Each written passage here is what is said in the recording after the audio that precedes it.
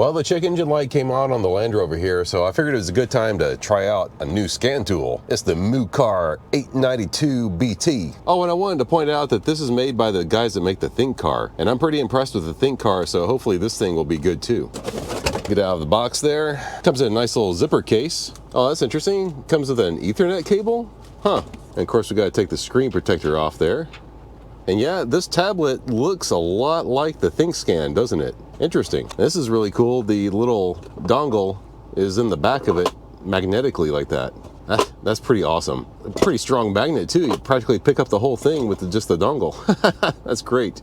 And this just plugs in down here like that. On top of it, we got a USB-A and a USB-C. I'm guessing the USB-A is for like peripherals and maybe the USB-C is for charging. We'll hit the power button. Hopefully it's shipped charged, so we'll see what happens. MUCAR. It's got this nice little stand on the back of it too, so I can set it up on the steering wheel like that. All right, yeah, it says it has 99% charge, so that's awesome that it shipped all charged up like that. And I also like the fact that it's not asking us to sign in or anything. It just started going, so that's cool. I bet you there probably are upgrades that this thing needs though. So let's take a look at that. Oh, and of course, let's see if we can get it connected to the Wi-Fi. Okay, yeah, I got it connected to the Wi-Fi and there's an awful lot of things in here, but I don't want to try to download everything all at once. So I'm just going to go through and just look at the things that I think I need. Yeah, there we go. There's Land Rover. And I'm going to take a look through here and see if there's any of the applications for this thing that probably need to be updated. Like it did say the auto thing needed to be updated. TPMS needs to be updated. We've got a couple of OBD things. Okay, it looks like it's downloading the ones that we wanted. Tells you how fast it's going up here, so that's nice. What in the world? This thing has Candy Crush on it? This is stupid. Looks like this thing gets shipped with some bloatware. What in the world? Oh, and anyway, I should have pointed out when we were looking at the updates earlier that you get all these updates for free for life, apparently, which is really nice because a lot of the other scan tools, they require you to buy a license like every 2 or 3 years. Now, I don't know the longevity for this guy because you never know, they might end of life this even though you're getting free updates. And then once it's end of life, you know, they're not going to make any new updates for it, but you just never know. I mean, I would just bet on this thing only lasting like 2 or 3 years, you know, that's just kind of how all of them are going to go. But you never know. They might actually come through for you. Only time will tell. Well, while this thing is updating, I guess we can take a quick look and see what else is in the case here. Oh, interesting. This is like a USB to Ethernet. Oh, and here we go. We have a DLC connector to a Ethernet port. I wonder what sort of tools that's for. And of course, we have a wall wart and a rather nice looking USB cable. And then that's kind of it. Of course, the manuals up there and whatnot. Let me take a deeper look at this thing. On this menu over here, kind of just has like the same stuff that the main menu has, but also where you can find your settings. Yeah, it's kind of nice. It isn't requiring us to log in, at least not yet, so that's good. Well, that's cool. It looks like you can set up the FCA security gateway BS, so that's good. Same deal with the Renault, although not like I would ever use that one. The time zone is definitely wrong. Let's go fix that. And I like the 24-hour format, so I got that set. Looks like you can reload the firmware for your VCI here, which I don't think we need to do, but that's good to have. Go back to our little upgrade screen, see what's going on here. Something new popped up here for odometer check, so I'm downloading that. Everything else in the maintenance section looks like to be its latest version. Well, while it's still going on that, let's take a look at the more here. We got settings, we have online service, operating instructions, okay. Fault code library, that's nice to have. Coverage list, module. Oh, let's check out and see what other modules this thing can have. Have the TPS module, video scope, oscilloscope, that's cool. Printer or BLE battery tester. Huh, that's neat. You know, pretty much all the scan tools I've tested lately have had the option to be able to connect an oscilloscope to them, although it seems like none of the manufacturers really have that available, so it's kind of weird. I would love to try it out though. That's going to be one of the things that I'm going to have to do in the future. Gadget, Google Chrome and other gadgets, what does that mean? Okay, so you have your Chrome and YouTube app, I guess, and some file management and whatnot, and all this other stuff that, yeah, we don't really need on here. All right, back on the main diagnose page here, we have the auto search, and then we have like a quick scan thing, and then OBD basics, have the history, reports, feedback. Here's that dollar fix community thing. It says it's a social media platform suitable for every car enthusiast. Okay, I don't need to participate in hot topics and post, I don't think, but whatever. And then there's this Moo AI over here. It says it's capable of answering various questions you have, providing more knowledge about automobiles and maintenance and care. Huh, interesting. Everything's got to have a chatbot with it now, right? You know, I was a little carried away with trying to troubleshoot my car earlier. I didn't show you guys the maintenance routines it has on here. And oh yeah, it gives you a little tutorial on how you can actually sort these guys. If you want, you can just drag them around to wherever you want them. That's nice, right? And yeah, okay, we don't need to see that again. But anyway, yeah, it's got 35 of these guys in here.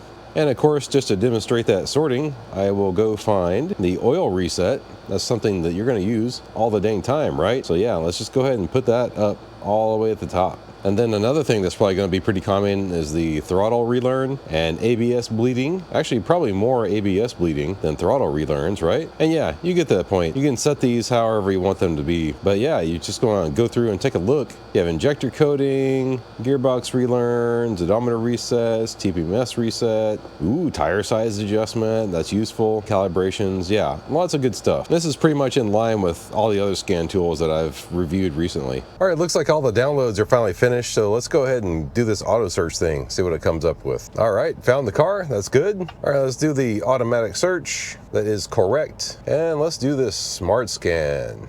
See what we find. All right, found 28 systems, which seems like a lot. No, actually, I think that's accurate for this car. There's a lot of different modules in this car, and 6 DTCs. All right, so we have the evaporative emission system leak detection pump control circuit high. That's definitely a new one for this car. That's never had that before. And an internal control module torque performance. Now that one's historic, so it's probably not an issue at the moment. Let's take a quick look through all these other systems here. Yeah, I mean, that's pretty impressive that it found like all the different modules in this guy. But yeah, maybe let's save this as a report. Ooh, it's got an AI analysis. And I guess that's what these little guys are here too. Well, you know what? Let's go ahead and see. Let's see what the AI analysis does. So this code indicates a potential issue with the evaporative emission system, specifically leak detection pump control. Yeah, so let's give them some troubleshooting steps. Inspect the wiring and connector related to the leak detection pump. Check if the pump is in proper operation. If necessary, replace the leak detection pump or repair the wiring. Yeah, that circuit high thing is definitely indicating a wiring or an actual issue with the module itself. And this one's kind of funny. This code suggests an internal issue with the ECM related to torque performance. That probably makes it sound worse than it actually is. It could be due to software glitches or hardware malfunctions. These troubleshooting steps are kind of unhelpful, I think. Well, you know, I don't know. I don't know if this is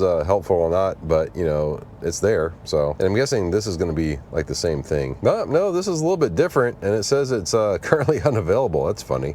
Yeah, sure, I'll retry. Oh no, that is unhelpful. Okay.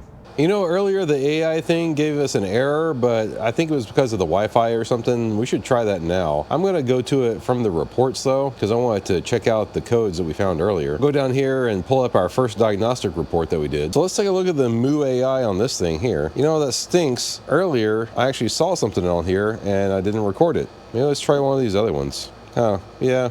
I don't know what's going on with this. That's kind of unfortunate. We wanted to show this guy off to you. All right, let's try the MUAI this way. It pulls up like a little chat thing here. I'll select Land Rover and put the code in. Okie dokie. Let's see, it's doing something. Hey, okay, we got somewhere in this time. Check that out. Common symptoms are a check engine light. Yep, got that. Poor fuel economy. Haven't really noticed that. And a noticeable fuel odor. I do have a little bit of a fuel odor. So we have some guidance over here. Circuit system inspection. There's no reference image. That'd be nice if that was, but it says check the wiring and connectors for damage and corrosion. Okay, what about the circuit test? Use the diagnostic scanner to monitor the evap system and check for irregularities. Okay, component test. Inspect the components of the evap system, such as purge valve, vent valve. Yeah, okay. Maintenance guide. Okay, so the maintenance guide just kind of runs down all of that stuff together. I'm not sure that it really told us anything that we didn't already know. I guess if you know nothing, that's actually kind of nice. Well, let's go back. I'm guessing it saved this report, maybe? I don't know. I'm gonna assume it saved it somewhere, but yeah, since this thing is showing intermittent, I was hoping it might like take me into more information on that, but it's just opening up Chrome, I guess, to search for that code. How do I go back? Sir, how do I get out of Chrome? Okay, well, that's interesting. Is there really no way to go back? Is there a back button? Like, there's literally no other buttons on this thing. What the heck? How do I go back? Like, you can't close Chrome once you get into it? That's a serious design flaw. Like, I can't swipe up. What the hell? Oh, okay, I just hit the power button up at the top and it went back, so that's frustrating. Well, I'd actually like to see if there's any freeze frame data or anything like that, but this doesn't give us any more information, I don't think. Maybe if I go into the ECM here, that little arrow there, read the fault codes again. Oh, here we go. All right. You go into the module and then read the fault codes from there, and then you get to see the freeze frame. Wow, okay, it's got 13 pages of information on this one freeze frame. Good grief. Does it report all of that stuff? Yeah, okay, yeah, sweet. Looks like it does. That's awesome. That's actually really useful that it can export the entire freeze frame like that into a report. Very nice. All right, let's go back and let's take a look at the live data stream. Oh, current DTC has no data logger info. Huh. Okay, I'm gonna go back. Let's take a look at the actuator tests. Let's see if, oh, that's kind of it. That's all they have in here for actuator tests. I mean, I was kind of hoping they would have that evaporator like purge valve like in here. That's a little unfortunate. Let's take a look at the data stream here. We'll scroll all the way down to the bottom to see how many we have. 261. Wow, okay, that's a lot. So we can do a search up here, it looks like. Search. Maybe a search for pump. I was really kind of hoping to see some of the evap stuff in here, but I guess there isn't. Well, before I go digging around for some other stuff, let's take a look at the special functions it might have. All right, it's got the oil reset, brake reset, throttle relearn, all that good stuff. Yeah, that's cool. All good stuff you would expect to see. All right, so I broke out the launch scan tool just to see like what it would say.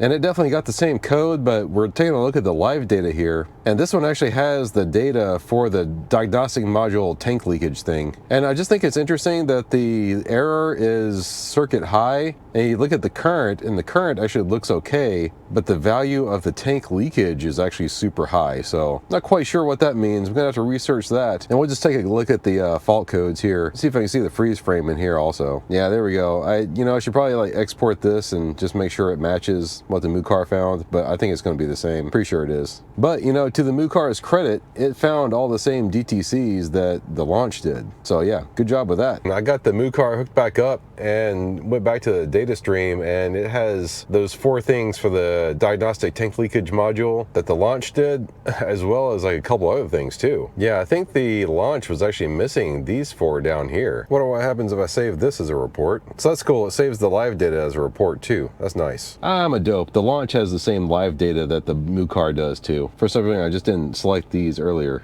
But yeah, take a quick look at those. And yeah, it shows the same thing that the MUCAR does, which, that's actually still impressive that the MUCAR has the same things that the launch does, because this is a much higher quality scan tool, if I'm going to be honest. But this thing is pretty sweet. It's lightweight. It does have a stand, and the stupid launch doesn't have a stand, which I will never forgive it for. Now, I do know that the launch is super rugged because, I actually dropped it and kind of abused it a bit, but this seems a little bit more delicate, I should say. It's got a little bit of rubber texture on the corners there, but it's kind of nice and thin, I suppose. Probably a little bit more delicate, but it's also a little bit, I don't know, nicer to handle because it's svelte. Yeah, whatever. You take your trade-offs, right? I definitely need to test this guy on some other cars to make a final decision on it. But so far, I'm pretty darn impressed. There'll be a link for it down in the description below if you want to get one for yourself. Well, bye. Thanks for watching.